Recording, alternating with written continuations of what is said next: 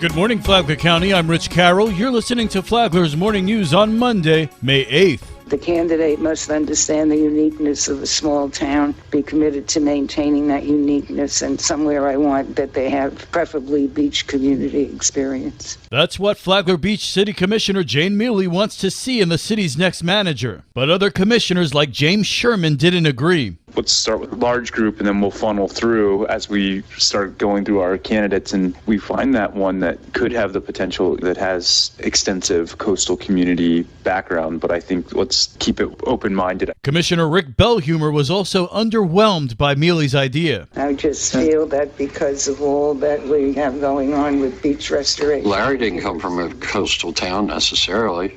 Okay, I give up. I'm only one. The person selected will replace William Whitson, who was fired in February. The new city manager will make between $125,000 and $165,000 a year. This local news is a service of Flagler County's Toyota dealer, Beaver Toyota US 1 St. Augustine, here to wow you. An investigation is underway into a fatal car crash in Palm Coast. The Florida Highway Patrol says a 57-year-old man died in the one-car accident at the Palm Coast Landing Shopping Plaza parking lot last Friday afternoon. No other injuries were reported. According to investigators, the man from Crescent City was driving his car toward the east when it veered off the road and hit a curb and then collided with a stop sign. Emergency services transported the man to Advent Health Medical Center in Palm Coast to resuscitate him, but he was later pronounced dead. The FHP is still investigating the accident, and the man's name was not released. The A1A Scenic and Historic Coastal Byway wins a national award. Executive Director of the National Scenic Byway Foundation, Sharon Strauss, says the byway won their 2023 Byway Organization Award for partnership. The A1A Byway hosted a Florida conference last year that was open to people from across the country who were there to talk about byway best practices for those byway leaders. It's a rare award. The foundation only gives 8 awards every year, and to be one of 8 in the nation, that's pretty significant. The byway was also given All-American Road status in 2021, but that celebration was delayed. The A1A post-COVID had to wait to celebrate a little bit, so they did that in 2022, their 2021 designation nationally to become an All-American Road. There's a lot of work that goes into that, and there's less than 50 All-American roads in the nation, and A1A is one of those nationally designated. Learn more about the byway at scenica1a.org or travelbyways.com. For Flagler's Morning News, I'm Rich Petchke.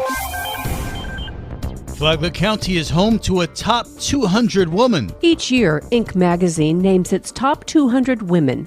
The actual title says, The List. Meet the women building the companies of tomorrow. Sarah Hale of Palm Coast was named one of those top 20 women this year. She and her husband started Coastal Cloud here in Palm Coast.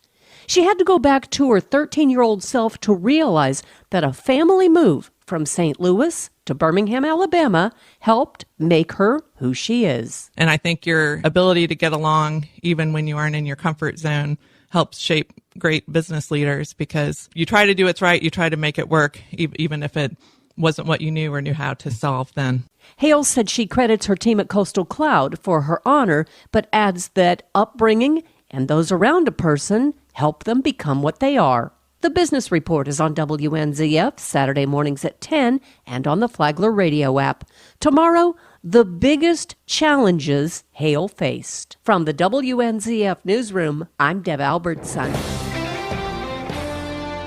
FDOT is really aware that this is an emotional topic. This is a deeply personal topic. That's Hampton Ray, Community Outreach Manager for the Florida Department of Transportation. He spoke with Liz Ryan about roadside memorials. When someone dies in an accident on a state road, their loved ones can ask FDOT to install a memorial marker.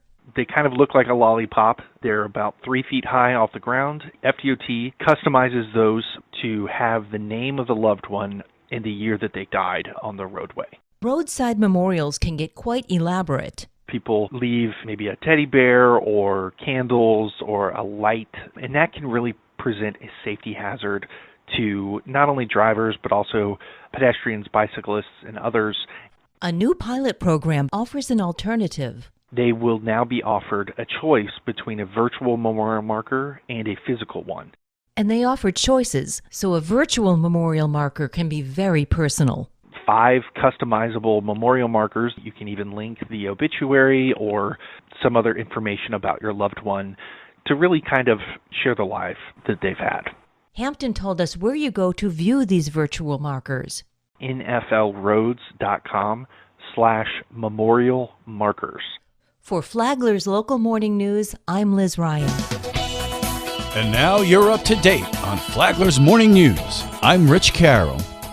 And now, Mike Licio with your WNZF local sports update. The Bulldog track and field team finished second in the Class 4A track and field regionals at the University of North Florida in Jacksonville Friday. Gerard Tolbert won the long jump, Ashton Bracewell the discus, and the Bulldogs qualified in the 4x400 and the 4x800 relays. In addition to Bracewell and Tolbert, 11 more Bulldogs qualified for the state championship at UNF in 2 weeks. FPC baseball is in the playoffs for the first time since 2015. Drawing top seed Lake Mary. The Bulldogs will travel to Seminole County on Wednesday. The Rams are ranked third in the state, but Bulldog coach Kyle Marsh's team isn't ready for the postseason to end just yet. There's no quit in them. Anything could happen. It's playoff time. Everybody's 0-0. Can't make it to Lake Mary? WNZF will make it for you. Rich Carroll and I will have the call for you on our airwaves, the Flagler Radio app, and the Flagler Radio YouTube channel. First pitch is at 7. Bulldog first baseman Dalton Shell committed to Quincy University in Illinois, where he will play baseball and wrestle. Bulldogs softball qualified for the playoffs for the first time since 2017. They travel to Lake Mary Thursday for their playoff opener against the Rams. Spring football, Matanzas begins week 3 of practice today. Numbers have increased for Pirate coach Matt Forrest. 2 weeks in, those players are showing signs of growth. I think we're starting to find maybe some surprises, which is what spring's for. So I think we found a lot of guys that could possibly contend for some positions at the varsity level, which is good. Week 2 for FPC. First-year head coach Daniel Fish has taken notice of some high performers early on. DJ's looked really good throwing the ball, running the ball. Marcus has looked good running the ball. Colby Cronk has been a monster at defensive end. Stacy Mitchell, Charlie Perry have looked really good on the D-line. Ethan LaPepa has been a leader out there. Talent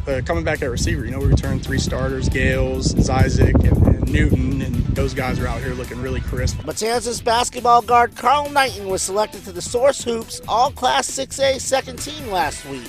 We are your home for local sports with updates Mondays and Fridays. From the WNZF Sports Desk, I'm Mike Licio.